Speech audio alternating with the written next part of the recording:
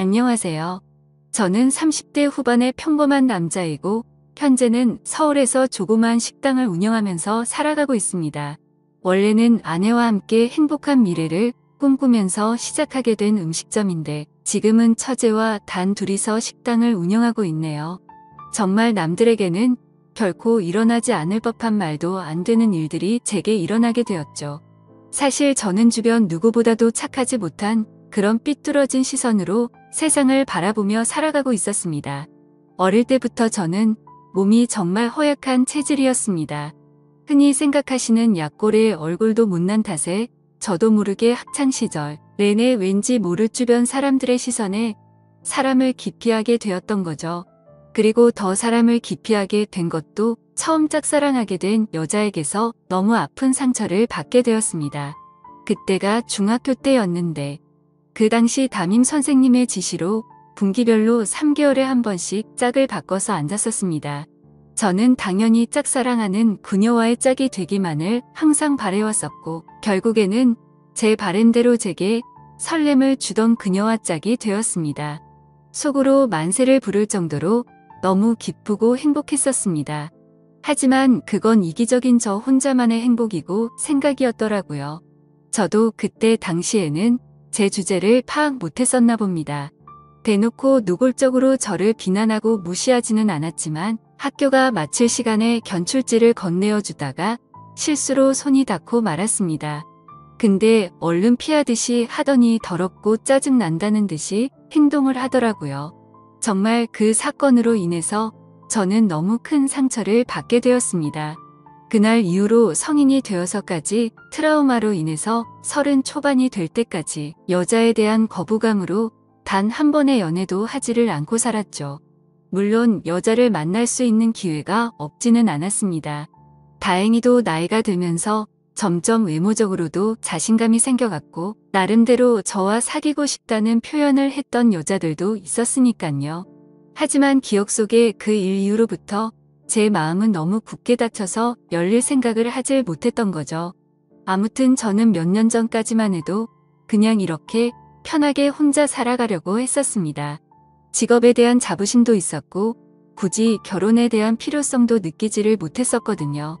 남들처럼 집안이 화목하거나 그렇지도 못해서 가족에 대한 중요성도 와닿지 못했었고 요즘에는 일부러 결혼을 하지 않고 살아가려는 사람들도 많은 시대라고 생각했습니다. 아무튼 미래에 대한 생각도 별로 없었고 그냥 그저 그런 하루하루를 지내고 있던 어느 날이었습니다. 월요일 무거운 몸을 이끌고 회사로 출근을 했습니다. 그런데 사무실에 집기 하나도 빠짐없이 텅텅 비어 있더라고요. 5년 동안 다니던 회사였기에 이게 무슨 일인가 싶어서 진심으로 꿈을 꾸는 건가라는 생각으로 머리가 멍했고 망치로 얻어맞은 기분이었습니다. 황당해서 뭐지 싶은 마음에 전화기를 꺼내는데 뒤이어 직원들이 하나 둘씩 출근을 하더라고요. 사태 파악을 하고 봤더니 사장이 기어코 직원들의 임금도 다 떼먹고는 야반 도주를 했던 거였습니다. 그 당시에 저희 회사는 인테리어를 하는 회사였는데 솔직히 이 업계가 많이 불안한 건 맞았죠. 하지만 5년이란 시간 동안 동거동락했던 제게 말 한마디 없이 이렇게 도망가 버리다니 너무 충격적이었고 세상이 무너지는 기분이었습니다. 왜냐하면 월급이 조금 떼인 거라면 크게 상관없었겠죠. 하지만 사장과는 형 동생 하면서 제가 부사장 직함을 달고 있었고 공사했던 곳에서 대금 지급이 갑자기 미뤄졌다면서 급하게 융통한다며 제게 3천만 원을 꺼갔던 상황이었습니다. 남들에겐 적다면 적은 돈이겠지만 저에겐 정말 큰 돈이어서 충격이 어마어마했죠. 게다가 돈도 돈이지만 제 성격에 모든 사람들을 기피하면서도 외동인 제게 거의 유일하게 친형같이 생각했던 사람이 또 저를 배신하게 된 거였습니다. 저도 환장할 노릇인데 직원들은 제게 이게 어떻게 된 거냐고 물어보더니 시간이 갈수록 저를 다그치면서 몰아붙이기 시작하더라고요. 이러다가는 저도 공범으로 큰일 나겠다 싶었습니다.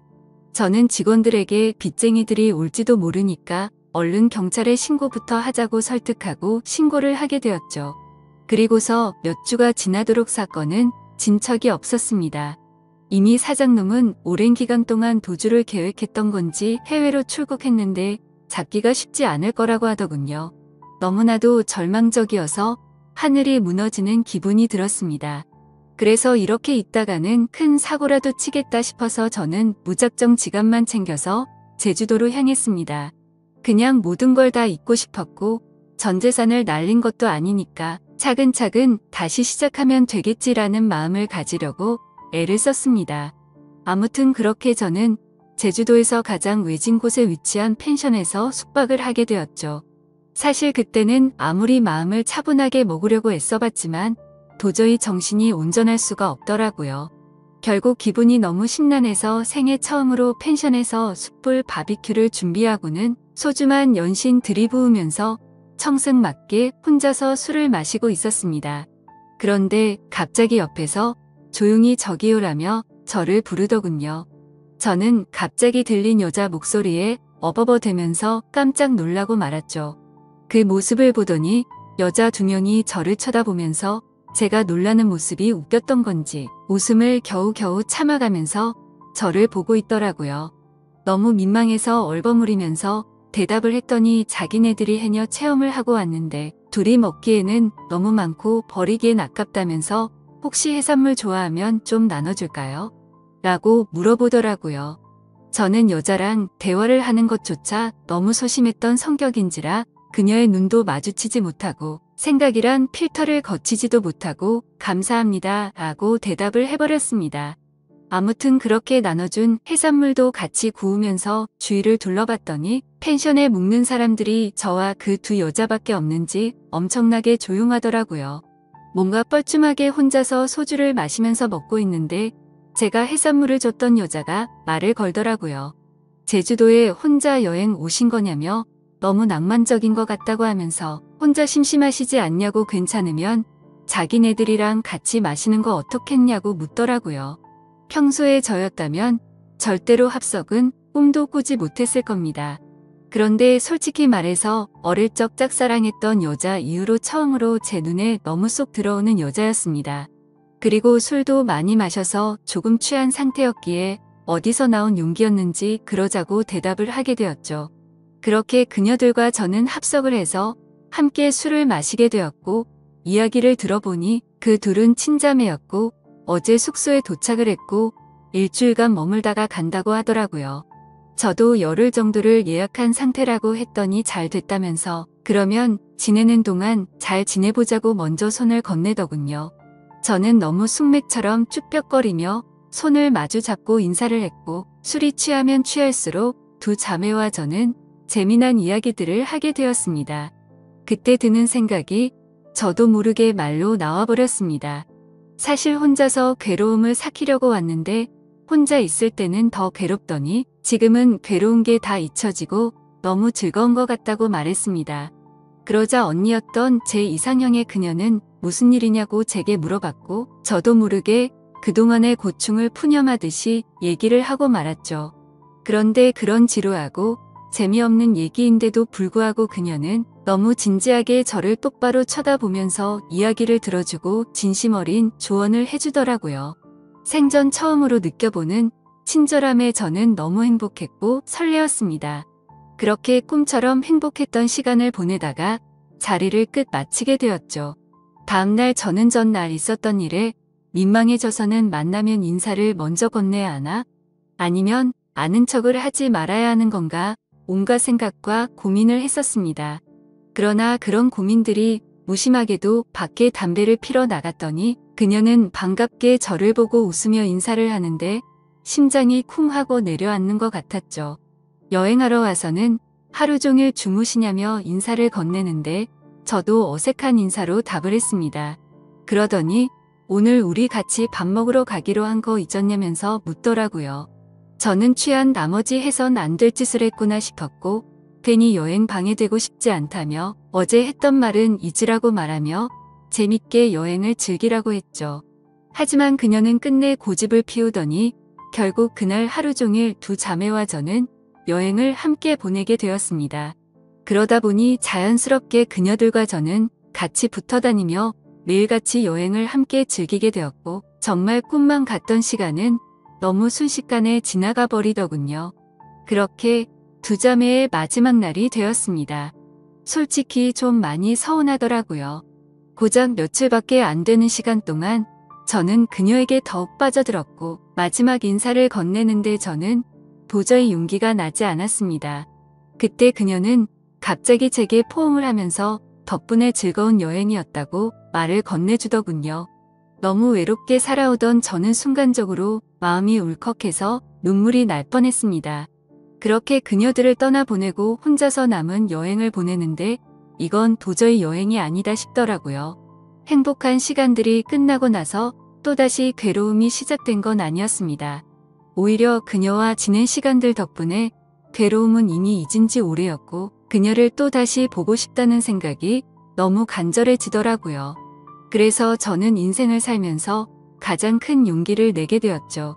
평생 혼자서 살다가 연애는 꿈에서조차 생각 못하던 제가 그녀와 함께 행복한 시간을 갖고 싶었습니다. 집으로 돌아온 저는 진짜 하루 종일 고민을 하다가 용기를 내서 그녀에게 전화를 걸었습니다. 어두침침한 제 성격과는 다르게 그녀는 반갑다는 듯이 밝게 전화를 받아주었습니다.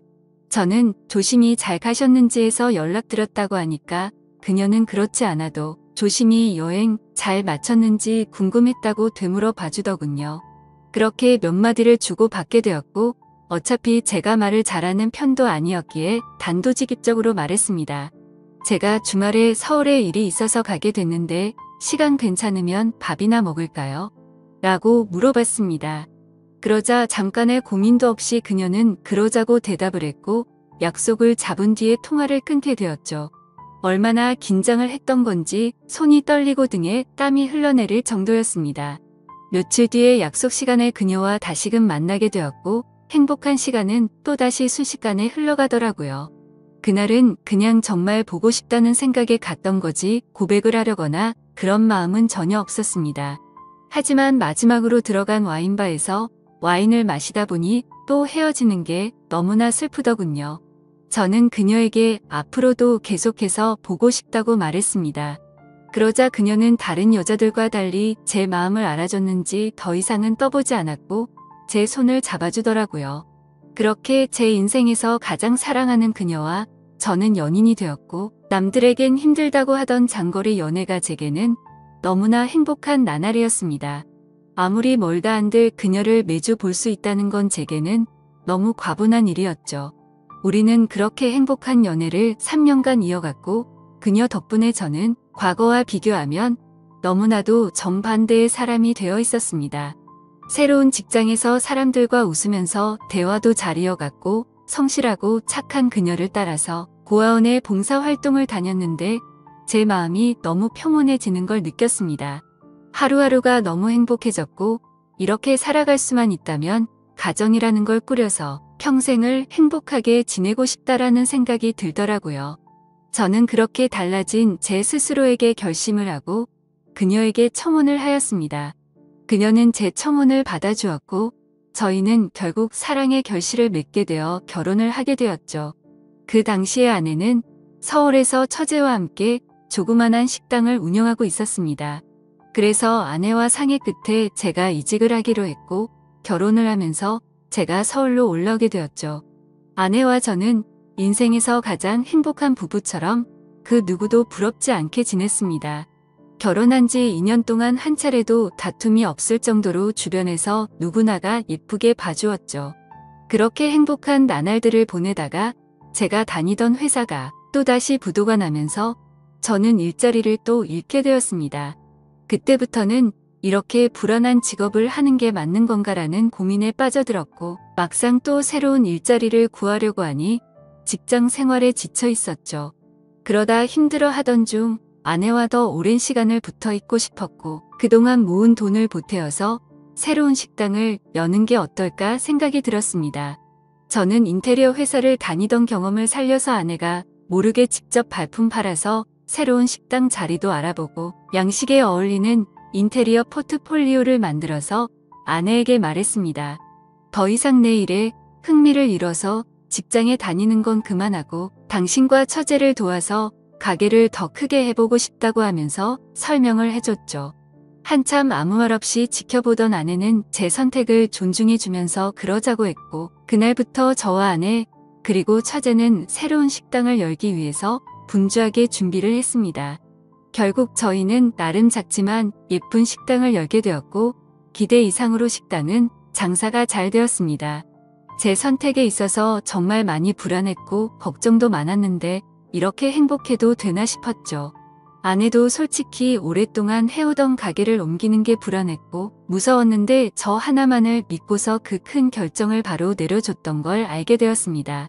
저는 착한 아내에게 너무 고마웠고 평생을 행복하게 해줄 거란 마음을 제 가슴에 되새겼죠. 하지만 하늘이 너무 원망스럽게도 제 바램과 그 행복은 산산조각이 나게 되었습니다. 아내가 일을 하던 도중에 갑자기 쓰러지게 되었습니다. 처음에는 가게가 바쁜 탓에 과로해서 그런 거겠지 하며 아내를 안심시켰었죠. 며칠 뒤 정밀 검사를 받아본 결과가 나왔고 의사 선생님은 너무 위험한 위치에 암이 발견되었다고 말하더군요. 드라마나 영화에서나 들어봤지. 이런 일이 제 아내에게 생길 줄은 정말 상상조차 못했기에 그 자리에서 바로 눈물이 났습니다. 의사 선생님이 말을 이어갔습니다.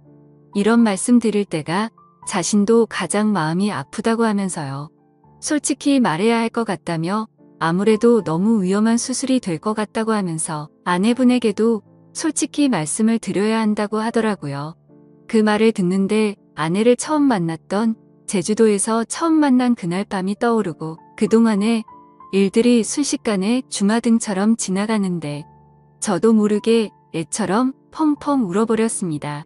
아내에게 이 모든 사실을 솔직하게 털어놓는다는 게 너무나도 어려웠습니다.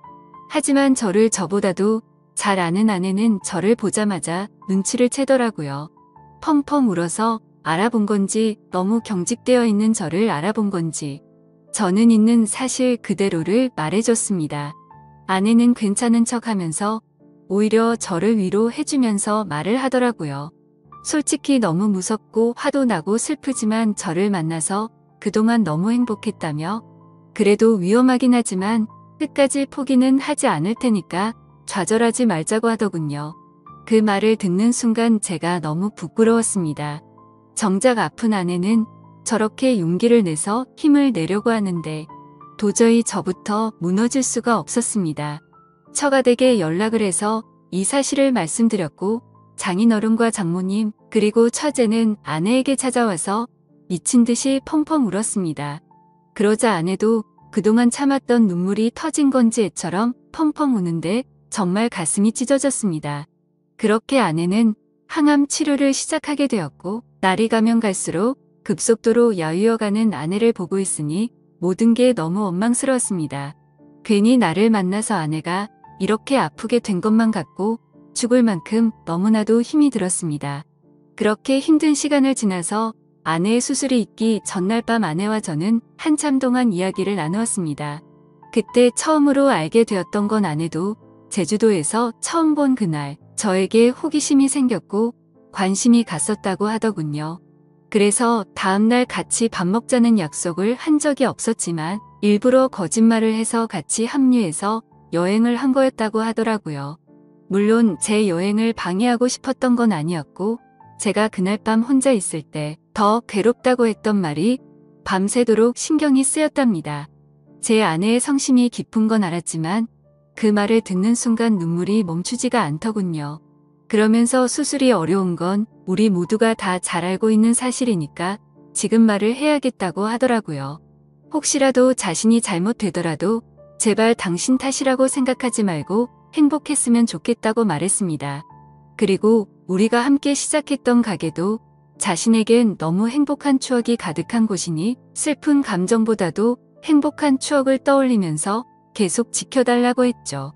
그렇게 밤새도록 저희는 끊임없이 많은 대화들을 나누었고 결국에 제가 인생에서 가장 사랑하던 제 아내는 이 세상을 떠나고 말았습니다. 아내를 떠나보내고 하루하루가 너무 괴롭고 인생이 무너진 듯 슬펐습니다. 솔직히 돈 몇천만 원 사기 당했던 건 정말 세 발의 피조차도 안 될 정도의 괴로움이었습니다. 정신 나간 사람처럼 죽을 만큼 술을 마셔대기도 해봤지만 다 소용없었습니다. 시간이 지나면 이 아픔이 줄어들 수 있을까 싶은 생각만 가득했습니다. 그렇게 집에서 틀어박혀서 지낸 지 몇 주가 지났을 무렵이었습니다. 항상 조용하고 내성적이던 처제가 집에 들어와서는 마치 다른 사람처럼 온갖 잔소리를 늘어놓기 시작하더라고요. 언니가 지금 이 꼴을 보려고 그렇게 떠나간 줄 아냐면서 화를 내더군요. 형부 혼자서만 힘든 줄 착각하지 말라며 주변 사람들 생각해서 제발 그만하라면서 화를 내다가 울더라고요. 정말 예전이나 지금이나 너무 이기적인 나쁜 놈이었습니다. 저뿐만 아니라 모두가 다 힘들어도 꿋꿋이 버텨내고 있다라는 생각이 들더군요. 울고 있는 처제에게 다가가서 저도 같이 울면서 미안하다고만 되뇌었죠. 그러다 처제와 함께 밖으로 나가서 같이 술을 한잔하면서 이야기를 나누었습니다. 가게는 이렇게 계속 문을 닫아둘 거냐고 물어보더라고요. 솔직히 아내 생각에 미쳐버릴 것 같아서 가게 근처도 갈 수가 없었습니다. 하지만 그건 너무 비겁한 짓이란 것 정도는 알았죠. 그런 생각을 하던 찰나의 처제도 저와 같은 생각을 말하더군요. 언니 생각에 자신도 가게 근처도 못 가겠다며. 근데 언니가 제게 했던 말을 처제에게도 똑같이 했더라고요. 마지막으로 부탁한다면서 좋았던 추억 가득한 가게를 계속했으면 좋겠다고 했답니다. 사실 아내가 왜 그렇게 가게에 집착하는지는 저도 잘 알고 있었습니다. 아내는 저와 제 처제를 생각해서인 마음도 당연히 있었지만 너무 착한 심성에 그동안 어려운 아이들에게 무료 급식을 주던 걸 멈추지 않기를 바랬던 거였죠. 세상에 어떻게 이런 착한 여자가 또 있을까요? 사실 이런 마음을 갖고 있는 것도 가게를 가게 된 날 알게 되었습니다.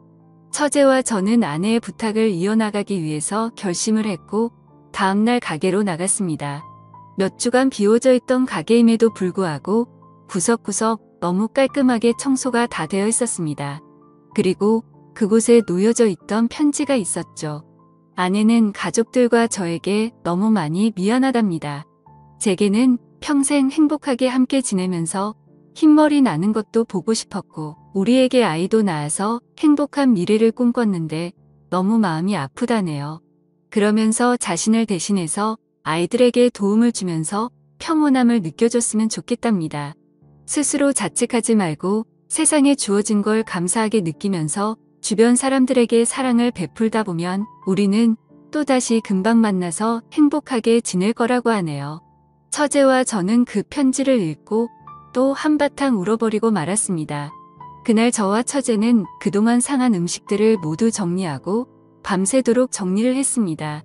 아내의 바램대로 다시 장사를 하기 위해서 준비들도 하였고 장사를 시작하고서 정신없는 나날들을 보냈던 것 같네요.